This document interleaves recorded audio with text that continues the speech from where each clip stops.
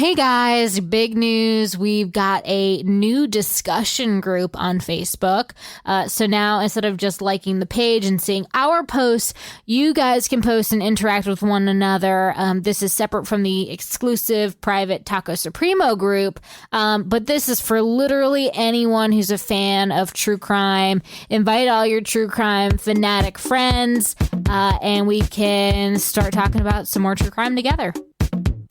Hey Tacos, have you ever met someone that struck you as fake? Maybe you're at a bar and a girlfriend was infatuated with this guy, but you knew deep down that something was just not right about him. You tell her, "Be careful, honey, because something is definitely off with this guy.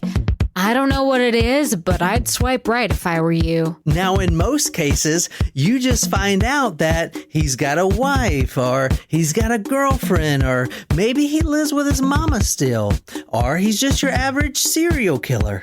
You know, something simple. But sometimes you don't see the true side of someone until it's too late. The moral here is to be careful and trust no one. Take the suggestion from the American novelist Alice Hoffman, who once said, "Anyone who trusts the serpent must deserve its bite."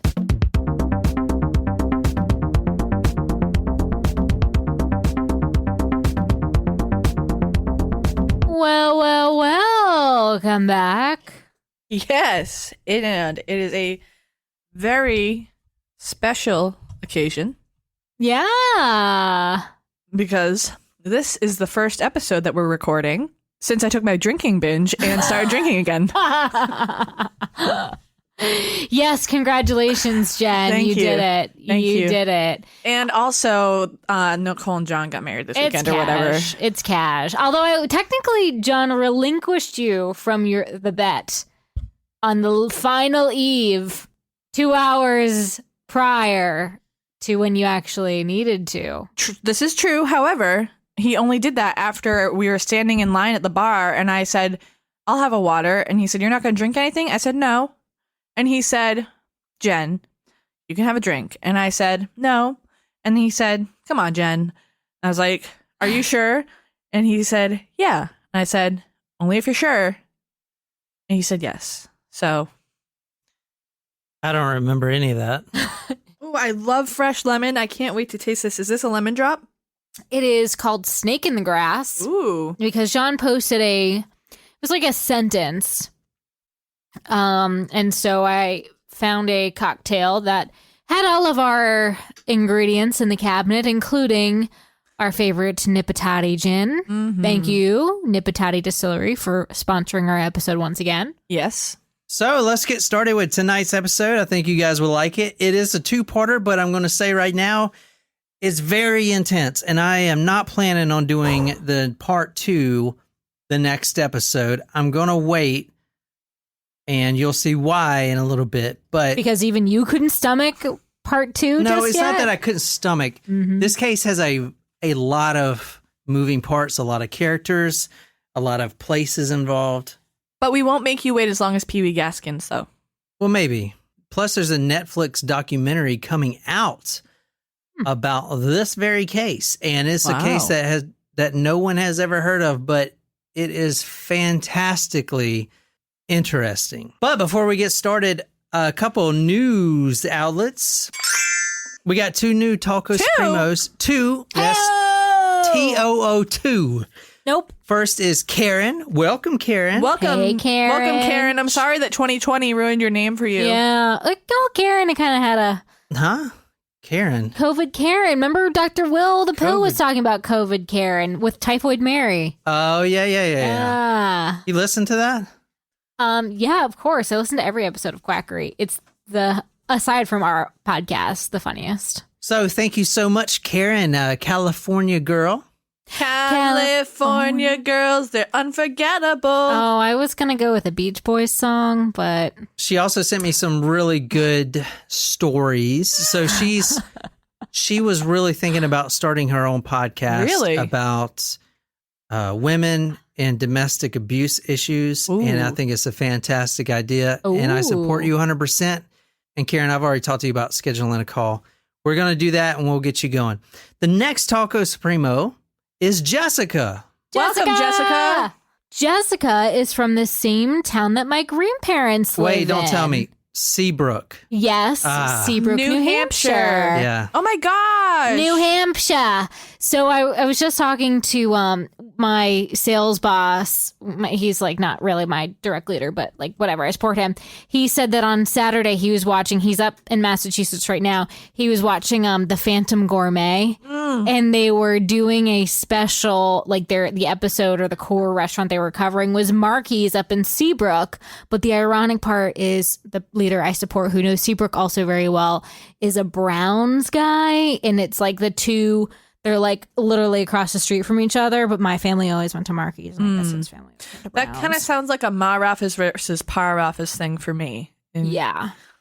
I don't know what y'all are talking about. The best lobster in Seabrook, New Hampshire. And I'm talking about Italian food, and I'm torn because I went to high school with the Ma Raffas, the family of the Ma Raffas. What? What are you saying? Ma Raffas, it's the name of the restaurant. Then there's Pa Raffas in the north end of New Bedford where I live. That's just like way too similar. Well, it was, I think, and my apologies if I'm getting this wrong, but it's the same family, but they split at some point. Like a family feud? Something. Wow. Anyway, but I live closer to Pa Raffas, and they have the best meatball subs. They do. I'm sorry. I'm not that sorry. So thank you so much, both Karen and Jessica. You guys are amazing. Also, I want to say thank you guys so much. We've been getting a lot of good reviews on our iTunes, and I usually never do this, but I do want to read one and offer a public apology. I've never done that in my life, but I want to do it tonight.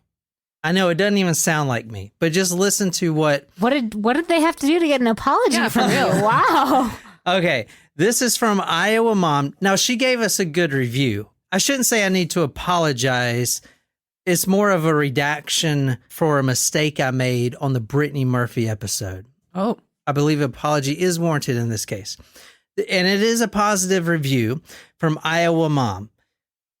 Just listening to your Brittany Murphy podcast, please know before talking about things like diabetes, you give insulin when a blood sugar is high.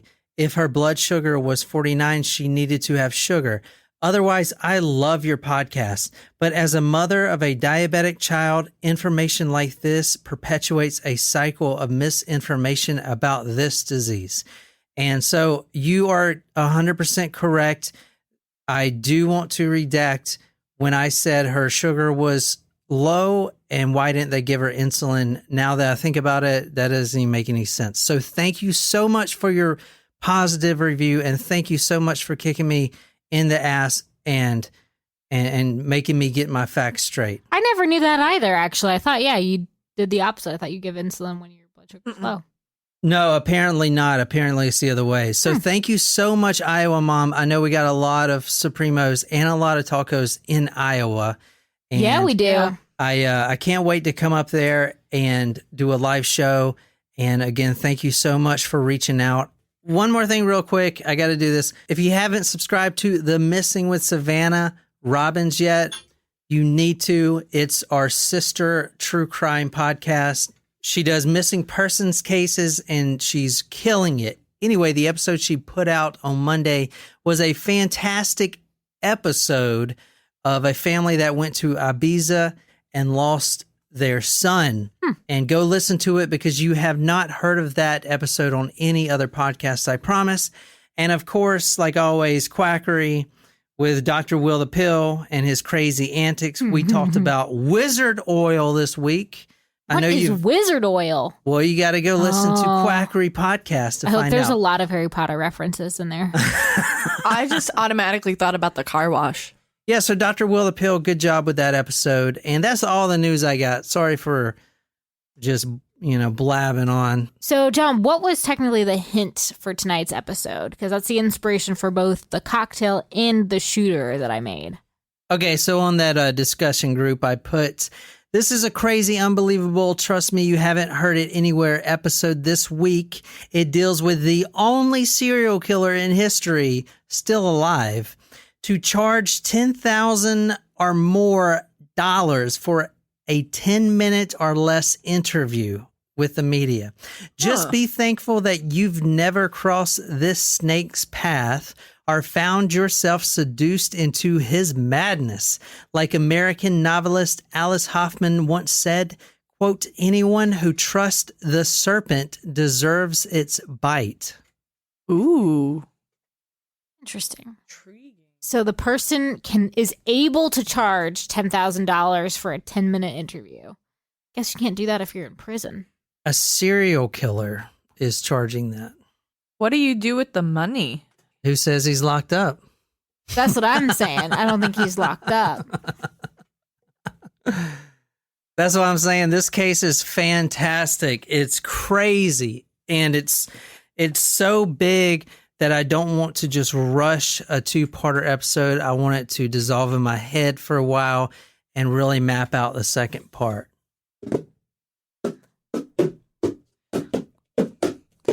Surprise shots.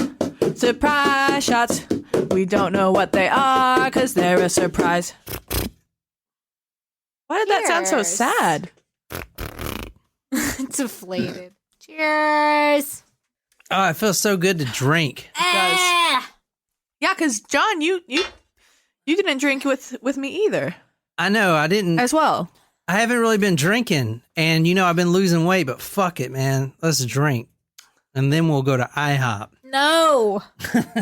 All right, so there was definitely some Jack honey in there. Hmm. Lemon juice, Close. lime juice, Correct. and That's it. that's it. It's called the snake bite. I was gonna ask you if you made snake bites. It was the snake bite. It tastes like venom. I just love that Jack honey though. It's good. I did not like it with the lime. I don't think that that's a good mix. It's supposed to be really good with lemonade. Tonight, we are starting this episode out with a quote. From the Bible? I said, empty your mind. Be formless, shapeless, like water. Now you put water into a cup, it becomes the cup. You put water into a bottle, it becomes the bottle. You put it in a teapot, it becomes the teapot. Now water can flow or it can crash. Be water, my friend. Whoa. Whoa. Whoa, dude. You never heard that before? No. I just like the look on, he had crazy eyes, He's bro. intense. Like Bruce Lee was so intense. He's fucking amazing. That's who he was. Like he made me believe that Is he quote. dead? Yeah, he died. Yeah, he's dead. Him and his son, Brandon. What happened? Tragic accident for Brandon in the movie set. All right, we're going to July 5th, 1976. We're going to the Vikram Hotel in Delhi. The city's called Agra, like agriculture, A-G-R-A. So you're looking at the place we're going to tonight. Like I said, we're going to 1976, July 5th. A tour bus of 70 Frenchmen, wee,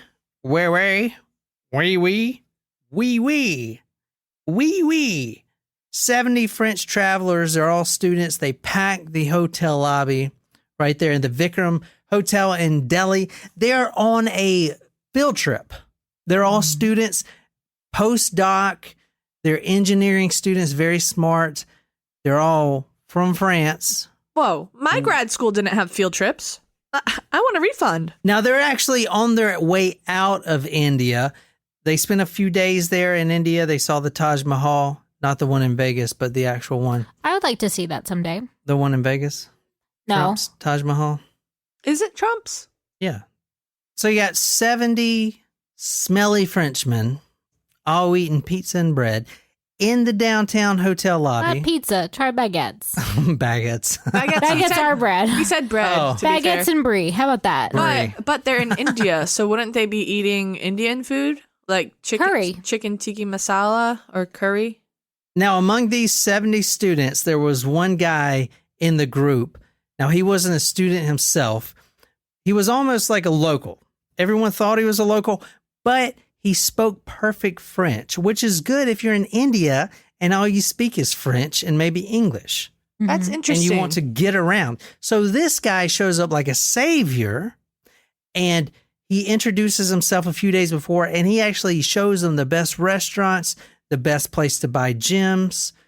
You know, gems, J-E-M. Oh, gems, yeah. Yeah, gem. G-E-M? G-E-M, gemstones. Uh-huh. Yeah. And the best places to get coffee, all that stuff. His name was Daniel Chaumet. C-H-A-U-M-E-T. Daniel Chaumet. But completely forget that name because that's not his real name. That's his alias for today. Okay. In fact, he's got like 30 aliases. Now, one student recalled, quote, seeing the Taj Mahal and meeting Daniel Chaumet are the two best things that have happened so far. So he was a big help to these guys. There's 70 of them, and they can't get around. They're in India. They're going to see the Taj Mahal. They're getting hustled by the locals in the bazaar with the prices and everything else. They don't know where the best restaurant's at, stuff like that. And this guy shows up like a boss, speaks perfect French, and offers himself as a free tour guide. He doesn't have to do that. Awfully generous. Now, with this guy was 3 beautiful girlfriends. Girlfriends, yes. At least 2 of them are girlfriends. Having coitus, penile in the vagina. But just in case But are they Indian or are they Vietnamese? No, they're actually Americans. Oh, okay. Yeah. What? The story's really weird. The story's great. And so we're learning that. This guy, Daniel Chaumet, was also a gem expert. A lot of the French postdocs and students, they would go to the bazaar and want to buy something for their honeys back home. So he gets them the best prices for everything. That's Now- kind of like in Gatlinburg, how you can get your own gems. You can mine for them. Now, Oh. I have some in the back of my car. They're leaving at 2 a.m. the next day. So right now, it's like 3 p.m., and they have a dinner scheduled at 5 p.m. It's called the, quote, farewell cocktail and traditional Indian dinner. It's a huge dinner. Remember, there's 70 students. They're all in the lobby of this hotel, and it's put on by the manager and the culinary director of the hotel.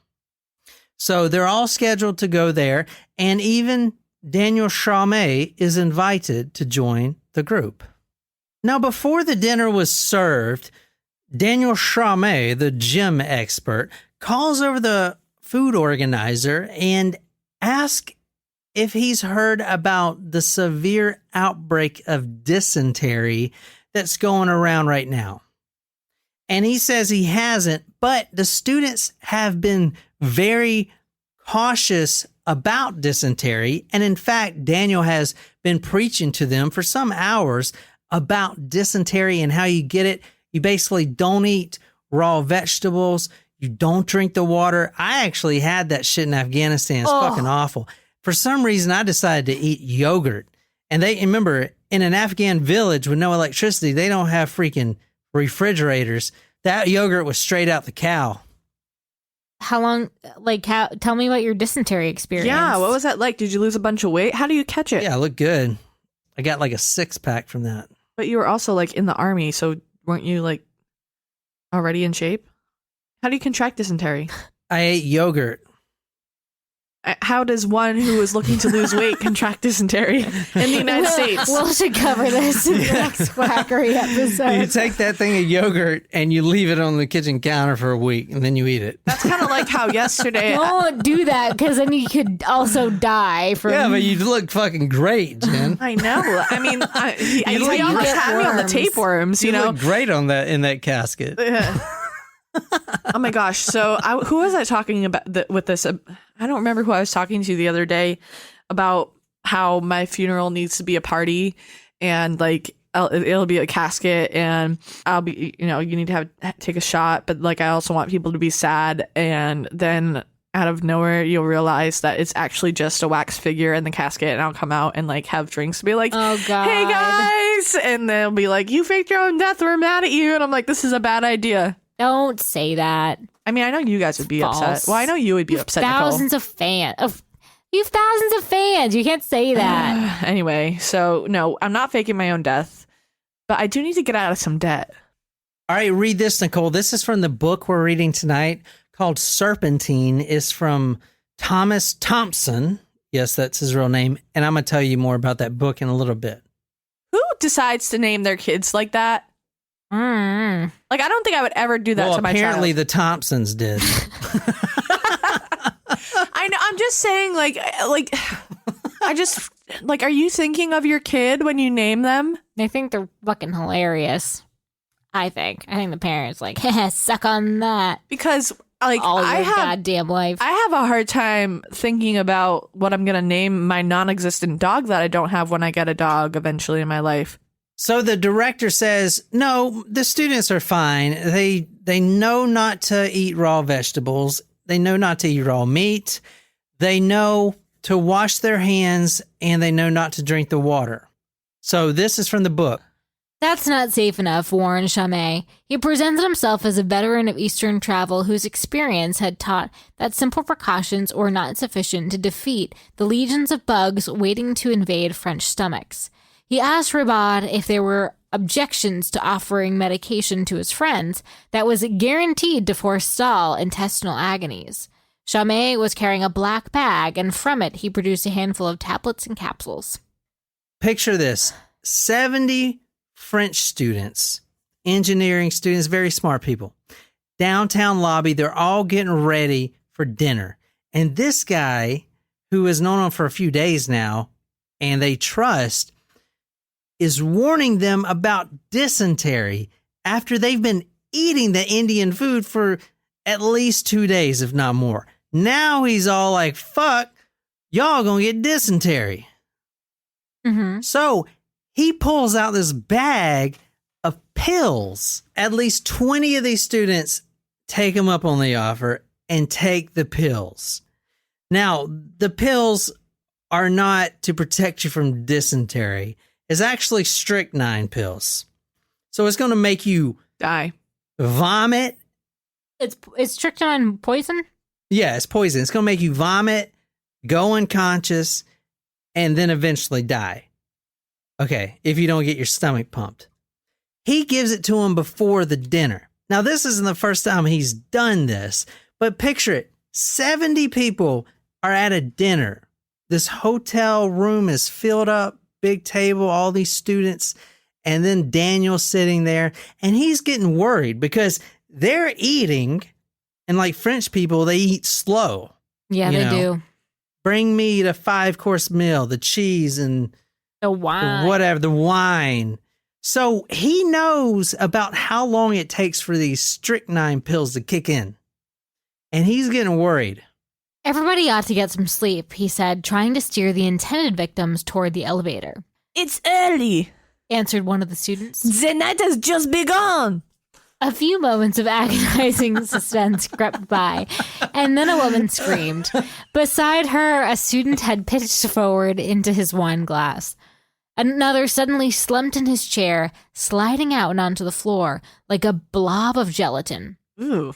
People began to vomit. For a stunning few seconds, no one grasped what was happening. Bodies fell. A man grabbed the tablecloth as he lost consciousness. Plates crashed around him. They are dying! Cried someone. Get the manager! Cried someone else. Okay. You know what I thought of? I have thought Sebastian from The Little Mermaid? No, I thought of Flubber. Okay, picture this. There's 70 Frenchmen sitting at the table. And all of a sudden, at least 20 of them start violently vomiting and hacking up all over the thing. I mean, you saw that one. This one French student falls into his wine glass. It's complete chaos. No one knows what's going on. Everyone thinks the food had poison in it. Maybe food poisoning, something was raw or whatever.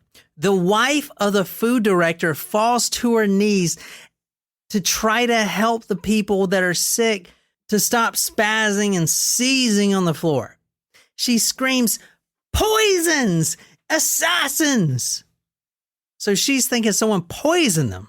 And they're right. One victim actually crawls towards the hotel manager like a zombie from Resident Evil and bites him in the leg. Oh my gosh. She was foaming at the mouth. Holy. About 3 or 4 male students realize that the ones that are rolling around, foaming at the mouth, biting people in the leg are the ones that took the pills from old Daniel Chaumet. Did he slink out of the room unnoticed? They actually chase him around the lobby. So this Because is they knew he gave him all those Yeah. same people pills. so he's trying to get everyone up in the room before this happened. He's trying to rush everyone. Oh, it's time to go to bed. I know you guys. Time to go, Naz. Yeah, and you guys like to drink. I get it. And now he's running through the lobby. Now this is around 7:30 at night. So it must have Not been a late. sight to see. This is a huge hotel. So he's running around the lobby. These students are chasing him, the male students. And he actually knows karate, which we'll get into. Like karate, like Bruce Lee karate. And he starts punching and kicking these students. Oh my gosh. Doing flying side kicks and everything. And literally kicking like 3 or 4 of them down. Sacre bleu. Can I ask a question here? What? So when he was giving out the pills, and now granted he was probably offering them up to everybody, so it was a little bit less suspicious. But was he targeting males versus females? in No, because particular? once you take that pill, it doesn't matter what you are. You're going to be out. You're gonna be I know, but was unconscious. he like really? Was he trying to have a particular type of victim? Anyone that would take him. His MO, which we'll get to later with these pills, is to get you unconscious. Even if you die or not, who cares? A lot of the victims did die. Not from this particular story. Right. But once you're passed out, then he steals all your shit. Your passports, which he'll use to travel to God knows how many countries that he's killed people in. If you got any jewelry, any money, whatever, he steals it all. That's his MO not very with the nice. pills. Okay. So they're chasing him around the lobby and he's flying sidekick, Bruce Lee, Chung Lee, whatever, bicycle kicks, like in Mortal Kombat, literally just, and he's subduing all these guys. The bird pose from the Karate Kid. He finally sprints towards the exit and he's about to make his way out when 3 of the male students all jump at the same time and grab him by the legs and force him on the ground. Now you'll see this guy. He's not a big guy, this karate guy, But he is the water. but he is the water in the glass. Question: where did the term sidekick come from? Is it because like your buddy would like kick people on the side of you, I don't know. That's or a is it question. because they kick it with you on your side? I don't know. When the police get to the hotel, this guy is tied up to the chair and he's screaming, "This is a mistake. Let me go.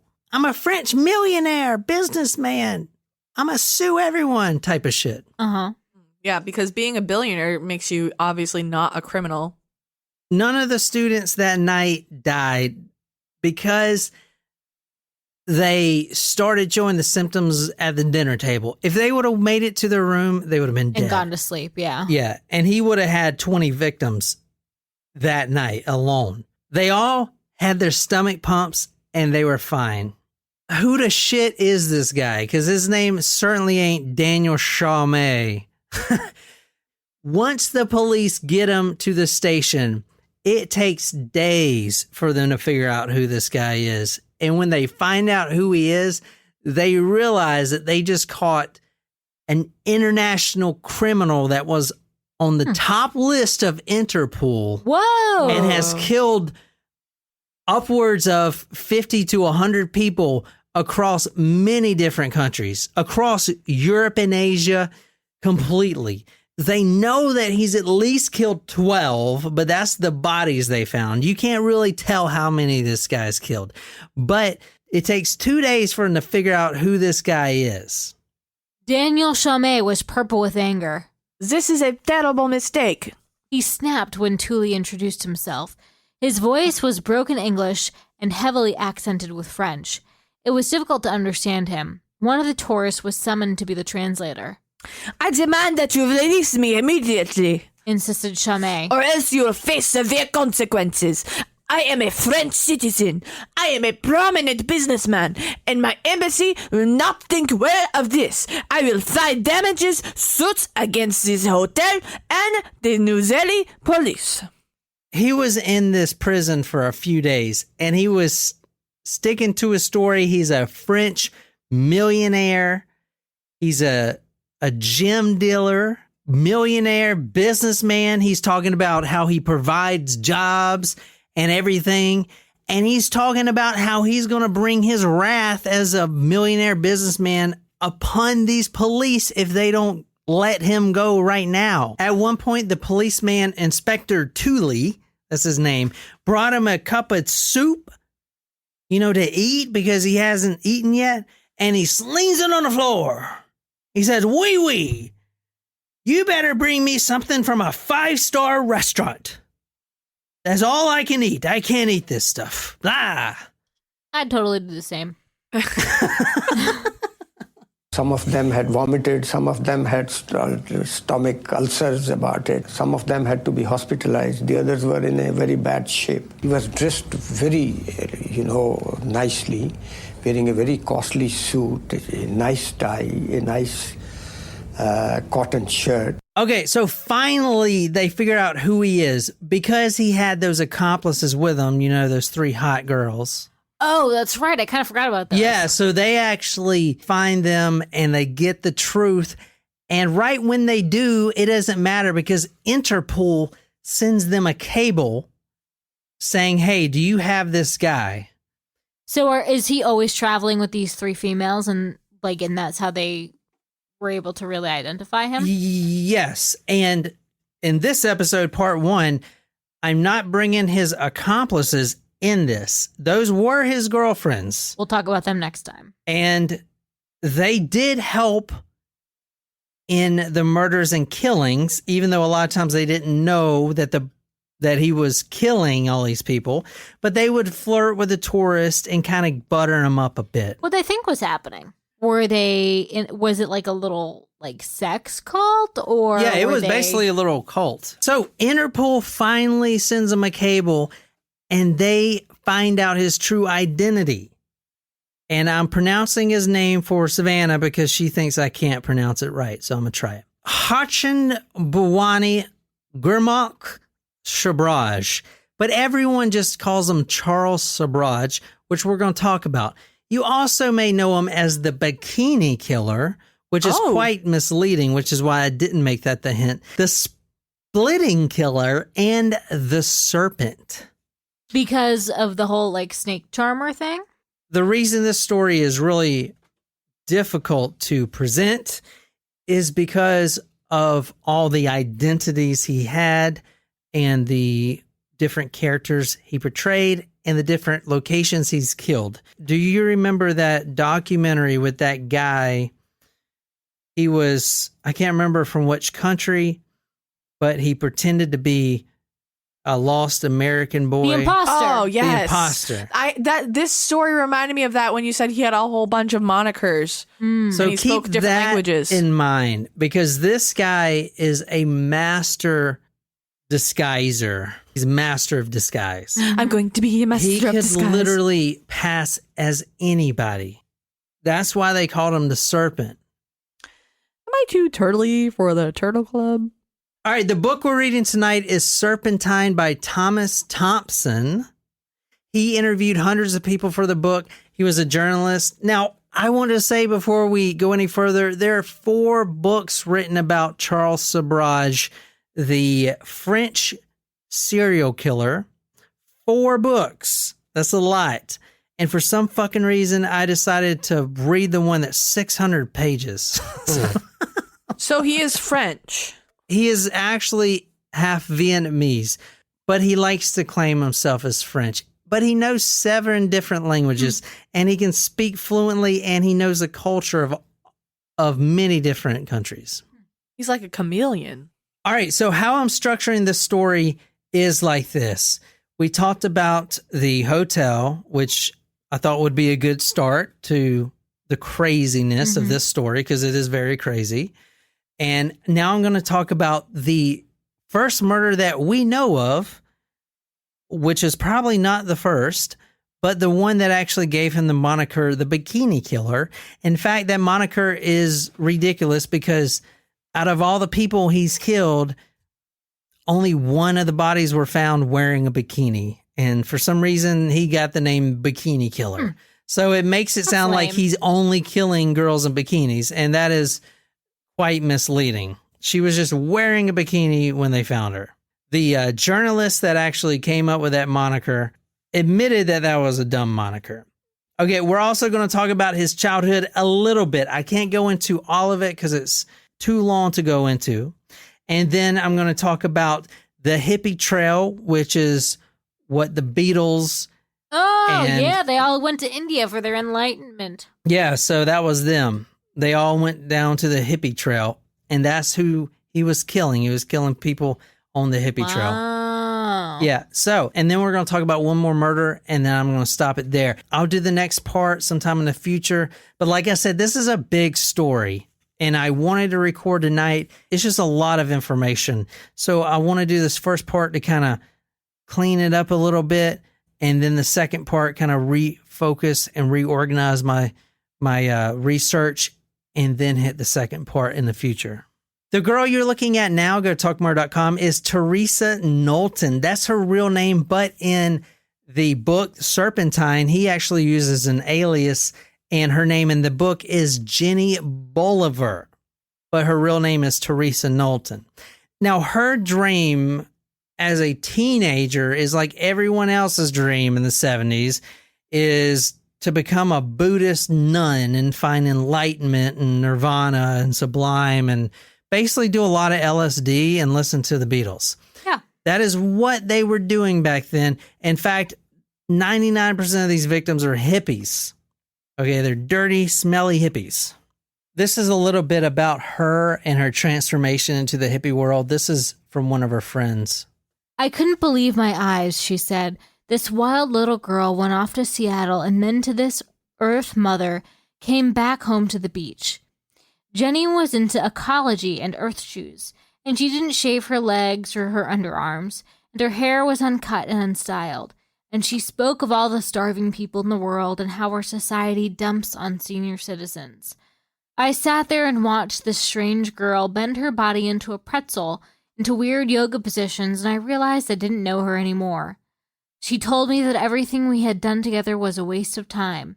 How can you cancel out your youth? He talked about an American girl, very nice party with her, talking about very freely about sex and so on. Her name was Teresa. Okay, that was from an acquaintance of Charles Sobhraj. She actually lived at the house with him for a long time. And is this one of the girls? No, that wasn't one of the accomplices. Oh. That was one of the tenants, which we'll get to in a little bit, from when he was leasing out some space. So Teresa starts to travel. She goes first to Goa, which is a former Portuguese settlement that the Beatles and Mia Farrow went to meditate at for some reason. And there's hundreds and hundreds of hippies dancing. This is the spring of 1975. She's also going on meditation retreats and everything else. So she's very hippie. You guys can see that. Mm-hmm. On October 5th, 1975, Charles Sobhraj meets Miss Jenny from California. Now, they're in Bangkok at the time, so she's doing the hippie trail. They strike up a conversation, and oh my God, this guy is so perfect. He's the best. For real? He is a dreamer. Okay, go to talkmurder.com. I'm showing you young pictures of this Charles Sobhraj, and you try not to get turned on. Whoa, he's ripped. Yeah, he is. His physique is amazing. Am I looking at abs through his shirt? Yes, you are. Yeah, and you would probably fall for him too. So I guess he's kind of like a half Asian Clark Kent. The more you look at him, yeah. You would fall for that guy. He's pretty beefy. Yeah, but look, he's got that whole he also Italian looks, kind of mysticism, kind of sex appeal, doesn't he? Yeah, he looks better there in his face too. Like he looks a little bit more European in that photo. So he meets Jenny from California there in Bangkok, and he takes her to Pat Pong. He takes her to Patpong, which is in Bangkok. It's like the red light district. He actually goes to a strip club. And in the book, it goes through this whole thing, and we can read it if you want. But it's a Thai club, and there's this stripper, and she's getting banged on stage by this dude that's like really ripped. And he's like banging her on stage. And then they go to each table, and, you know, he continues to bang across the dinner tables.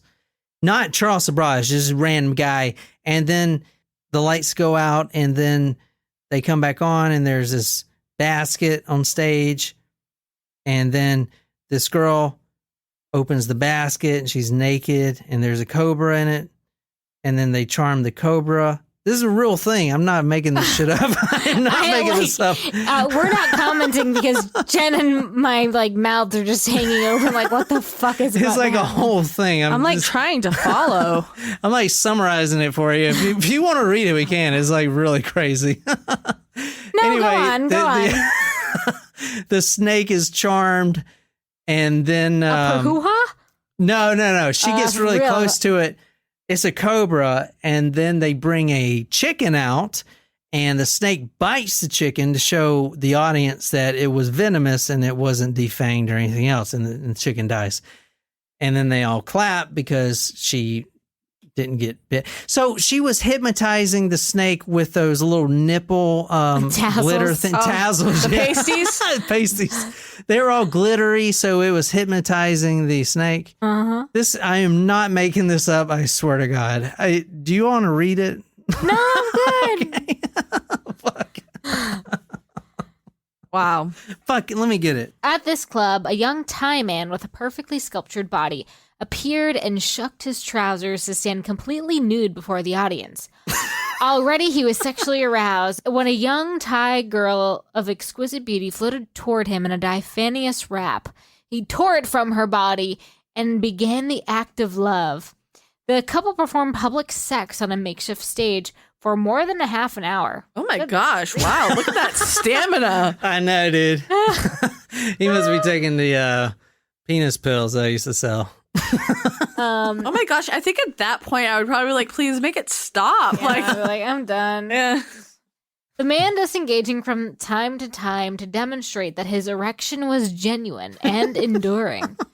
And as a finale, he lifted the girl facing him, her legs wrapped around his waist, and carried her down to the audience. I told you I wasn't making this up. There he stopped at each table and bent his partner backwards so that she reclined among customers' drink glasses.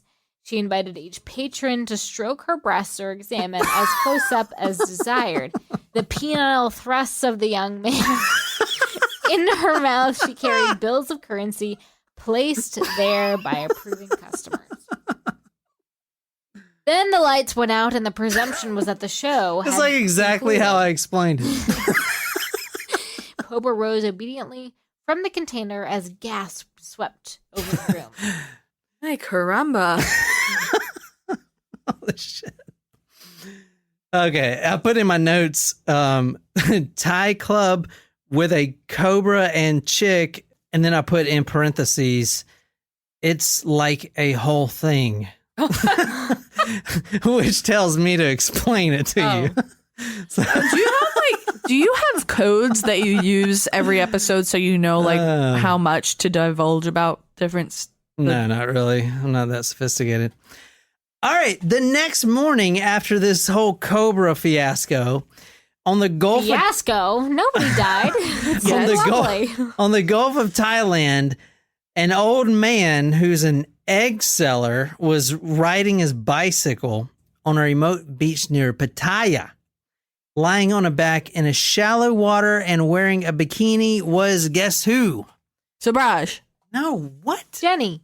Fucking Sobhraj wearing a bikini? You never know. Maybe that's why he was called the Bikini Killer, because he enjoyed wearing bikinis, kind of like Colonel Russell Williams. Was her. This is the picture right here. Jenny. See her in her bikini. This is Jenny from the block. Don't be the fool by the rocks that I got. So she's wearing a bikini. She's laying face up in shallow water. And in fact, the guy riding the bike, the old man, thought it was just someone sunbathing, some Westerner. But then he came back around and noticed that she was still laying in the exact same spot, her eyes staring open into the sky, Ooh. and she was dead. And that is how he got his name, the Bikini Killer. The old egg seller got off his bicycle and timidly approached the girl. When he was but a few feet away, he recognized what had happened and began to shake it as he cried out for help. Before him, almost covered now by the sea, was a young woman lying gracefully on her back, her face composed, her arms outstretched like a crucifix. Bits of shells gleaming pink and pearl dotted her body. She was dead. All right, so this was about 100 miles south of Bangkok. And Charles Sobhraj would later say about this murder, quote, "I killed her because she was transporting drugs," end quote. Oh, so he's trying to justify it. I'm pretty sure he actually had the wrong victim on that because he just met her the night before. He's killed so many people, he can't even keep them straight. Now, let me talk a little bit about Charles Sobhraj's background. I'm going to go through this pretty quickly. Okay, so you guys try to pay attention. Like I said, I don't want to draw this episode out too long. There's so much craziness that I'm not even going to get to in this episode. Part 2 is where the craziness hits. But I want to give you an overview with this episode. Born April 6th, 1944 in Vietnam. His real name is Hachin Bawani Gurmak Sobhraj. And I probably pronounced that correctly. So there you go. He was born to a Vietnamese shopgirl named Tran Long Phun. Fun being Phun, which also I probably pronounced that correctly as well. And a tailor that the book refers to only as Sobhraj the Tailor. Tailor like a suit tailor. This is from the book The Serpentine. He bespoke danger, but it became wrapped in couturier jackets and very tight pants. He held appeal for most women, particularly those who shuddered at, yet secretly cherished the element of risk. Now, Charles Sobhraj was born out of hatred. The husband, the Vietnamese shopgirl, and the tailor, they hated each other and regretted ever getting pregnant. The father was such a great guy that he would not admit paternity or accept any responsibility for Charles's upbringing. The boy was known only as Gurmukh. Gurmukh. Gurmukh. Gurmukh. Now, this is going to be very important. His father said, "That's not my child," even though it was. So Charles Sobhraj is not going to be recognized as a citizen of any country until he's well in his teenage years. He's not going to have a birth certificate. He's not going to have citizenship at all. He's not recognized by any government. He is basically an outlier. I don't really get why, though, just because his dad won't say it's his? What about his mom? I guess they do things differently there in Vietnam. I guess you have to have two parents to both claim responsibility. He actually won't gain an identity until his teenage years, which may be the reason why he's so good at being every other identity.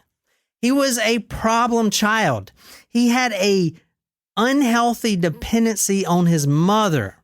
Okay, when she would leave, and eventually her and her husband broke up, and she had to start stripping with the cobras and stuff to bring in some money. When she would leave at night to go strip, he would clutch onto her legs and like she's dragging him out. It's like, "I gotta go." And he's like, no, don't leave. Sad. She would leave for a few hours, come back. The house would be completely torn up. Her dresses would be cut up. Oh, wow. He would act out. He would act out, yeah. She eventually gets remarried, which was good for the family. He was a French lieutenant. You remember, this is when it was colonies. So Alphonse Durer, he was a French lieutenant, and Charles hated him. And the only reason why is because that's not my real daddy.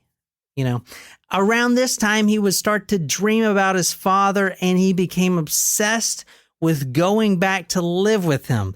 He had this image of his father that was completely skewed. He thought his father would come rescue him from this, terrible life, because now he's in France.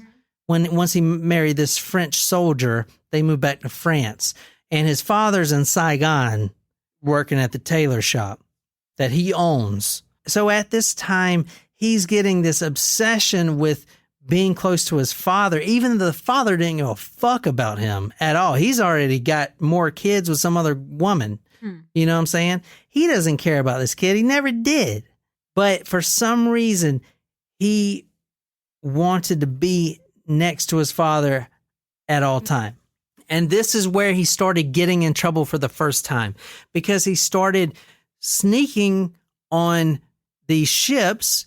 You can't travel. You don't have citizenship everywhere. You don't have a passport or anything. He started basically stowing away on these transport ships and getting caught and ended up in jail, stuff like that.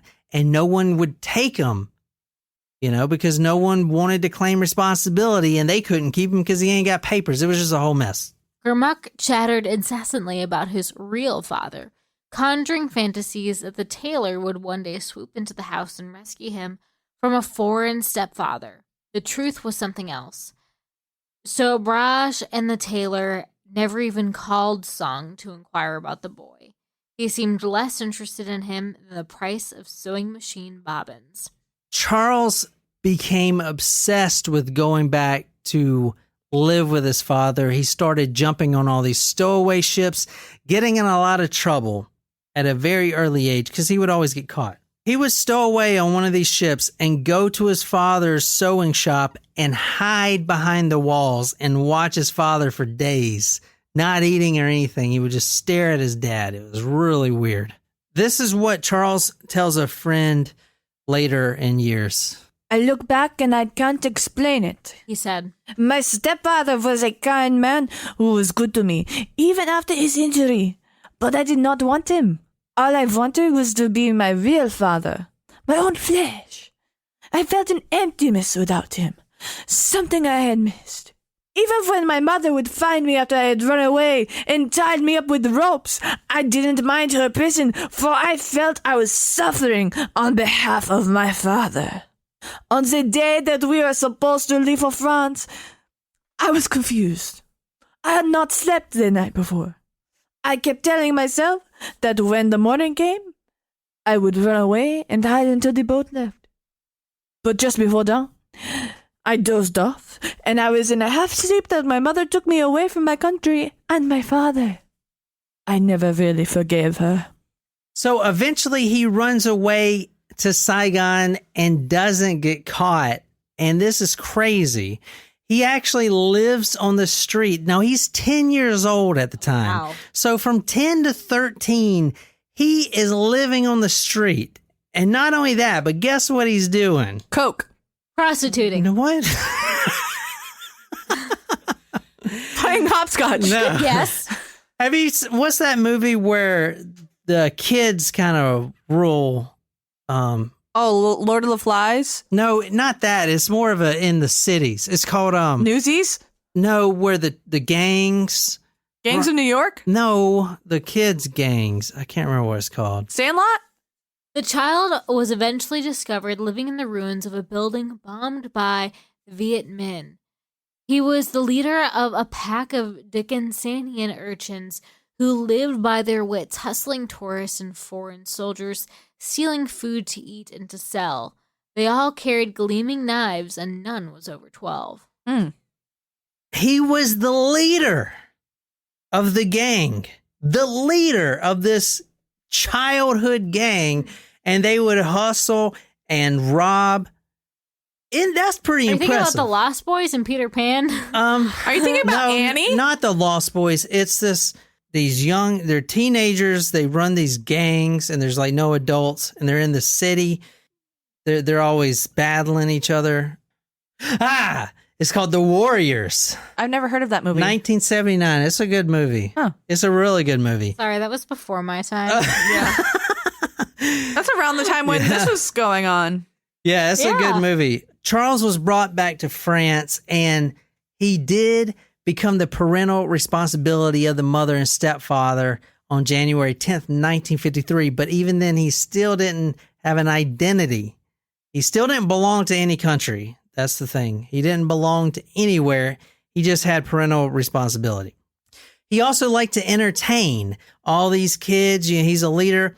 He liked to dress up as a clown, which is my favorite. He would take charcoal and make fake mustaches and dance around and, you know, with his trash cans banging around, making a big hoopla. Hoopla, hoopla. And the kids actually screamed, Charlotte, Charlotte, Charlotte. Like that's what they would call him, Charlotte. And he liked that so much that when he finally gained citizenship, he needed a name and he didn't want to go by Gurmuk. So he went by Charles. And that's how he got the name Charles, because it came from the name Charlotte. Interesting. Just kind of like Charleston is named after King Charles. Mm-hmm. He was extremely smart, although he never applied himself. He was a bedwetter, a pathological liar, and a thief. He was in and out of prison, and during this time, he learned karate. And he started reading two authors that play a big role in his psychology. One's a famous psychologist, and the other one's a famous philosopher. He read Friedrich Nietzsche and Carl Jung, and he was a student of Freud. He liked to break people down into personality types so he can exploit them.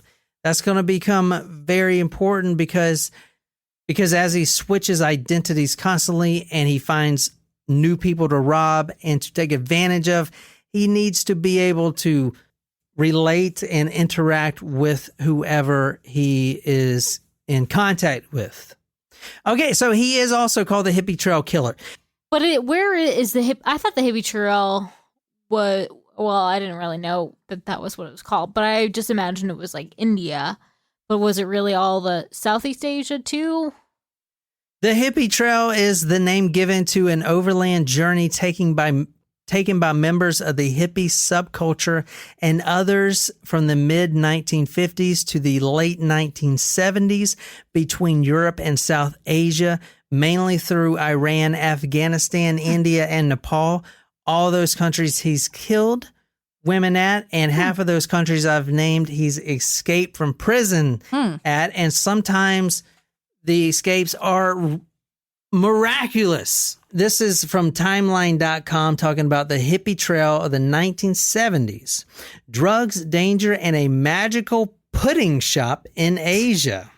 You may not reach enlightenment, but you'll see some crazy stuff trying. This is from Megan Day. Where do I get some magical pudding? The hippie trail reached its zenith in the early and mid-1970s after 2 decades of growing Western counterculture interest in nomadicism and Eastern spirituality. Exotic lands and cheap hash talks about. Yeah. So that is the hippie trail. Iran, Asia. So through Asia, Iran, even Afghanistan, India, Bombay, all those places they travel, Nepal, and they would have sex with each other and they would not shower. Yeah. So let's talk about 2 victims of the hippie type tonight. Cornelia Hemker and her Dutch fiancé, Henricus Bientaha. Go talkmurder.com to see their photos right there. They were actually traveling to Bangkok. Yeah. You've been loving to say that word every time, every opportunity to say the word Bangkok. You're like, yes. And they were staying at the Malaysia Hotel. And that's where they met Charles Sobhraj, who gave them the dysentery pills, drugged them, and then offered to take him to the hospital. I just find it really interesting that he doesn't seem to have any sort of type, or like the bikini victim, there was no sexual assault. He's just purely wants to drop some bodies. No, it's profit motivated. That's a good point. Charles Sobhraj, and you'll hear this a lot if you read the book and anything else, he is 100% psychopath. Well, I sure hope so. Like you're about to read something where you'll see what I'm talking about. But he was killing for his own personal gain. He wasn't killing to have stealing sex or rape or anything else. He was killing to steal passports. Number one, passports so he can travel to different countries and keep up these scams, because he was doing a lot of scams. And I'll get to that on the next part too. But he had a lot of scams going. So he would need to constantly be moving around different countries to keep them going, because, you know, there's only so many bad checks you can cash or cars you can steal before they start getting to you. You know what I'm saying? Mm-hmm.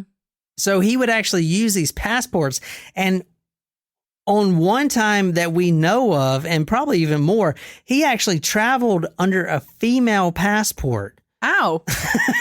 Because they didn't look. They didn't care. Fuck, I don't know.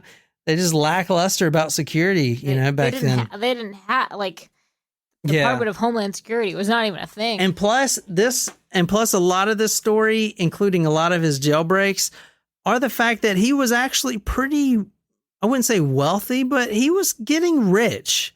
If it was now, I would say he probably had like 250 grand in the bank. If it was during this time period now, that's probably how rich he was at any given time, because he was stealing cars, selling them for parts. He was doing all kinds of scams, stealing jewelry, pawning them. I mean, he was doing everything you think of. Like, he was robbing jewelry stores, like the gamut, like everything. So he had money. So he would bribe a lot of the law enforcement off. If you want to read this is what eventually happened to the Dutch couple after they met Mr. Sobhraj. Now, before you read this, he did have a male accomplice at the time, which about 6 months later, he snuffed out. But you'll see his name here. His name is Chowdhury. When Mr. Batanja became conscious, Chowdhury choked him. Then they doused the couple in petrol and threw a match. When they were found, Mrs. Hemker's eyes were wide open, like she'd seen the match. That's fucked up. Wow. That's one of the things that makes this guy kind of a psychopath, because he didn't choke him out and get him unconscious and then kill him. He would literally just the bikini light him girl on was fire. Her eyes were open too.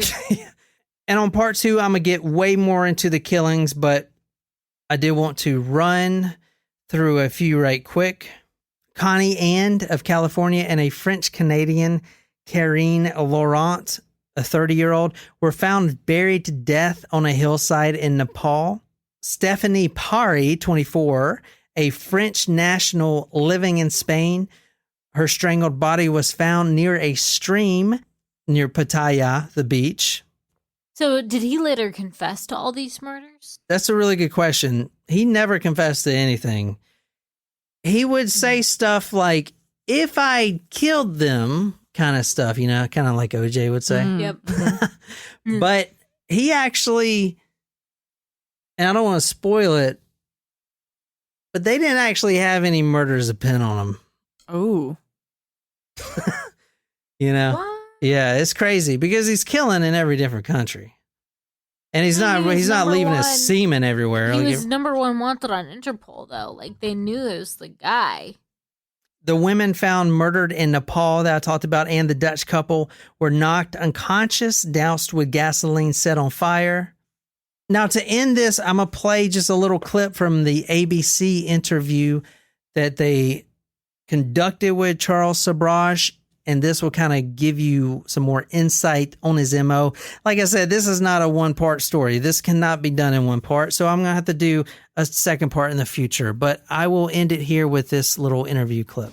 Is pick a person or a couple, drug them. Yes, that's correct. Take their passport and any valuables they might have and move on. That's correct. How many times do you think you did that? I did so many times as I've had. 20? 120? Maybe 100. And if you guys really like this story, let me know, and I'll try to put out the part 2 faster. But I was going to wait a little bit, so let me know what you guys think of this story. I'm pretty sure you have never heard of this guy before, even though he has killed a lot of people, and this story gets a lot crazier than what I've went into so far. Trust me on that. I'm gonna have a hard time. A lot crazier. Like, this is, I scratched the surface with this. This gets literally ridiculous. I'll give you a couple hints. One, statutes of limitations. I thought there was no statute of limitations on In murder. America. Yeah. Number two. What? Yeah. Number two is all I'm going to say for night. He signs a movie deal for $15 million. I wish someone would write a movie about my life so that I could get paid. Holy shit. He is the only serial killer to get rich. Apparently, you have to murder 100 people or so. You don't know all of my secrets. He is Just most of them. This is a crazy story, and the movie deal and stuff like that, I'll get into the next time. This story gets really wild. Like, I scratched the surface with this, but it gets crazy. Oh. Anyway, if you enjoyed this episode, be sure to hit that subscribe button or whatever podcasting app you use. If you like the story, follow us on social media, Facebook, Twitter, Instagram. If you're absolutely obsessed with this podcast and want to become our serpent, go to talkmurder.com/join. Become a Talkcast Primo. Get a badass t-shirt, stickers, swag, a lot of love. Shout it out all over the place. Tell me what story you want me to do. I'll research and out dedicated to you on the Talk Murder Me podcast. My name is John, here with Jen and Nicole, and until next time. Au revoir.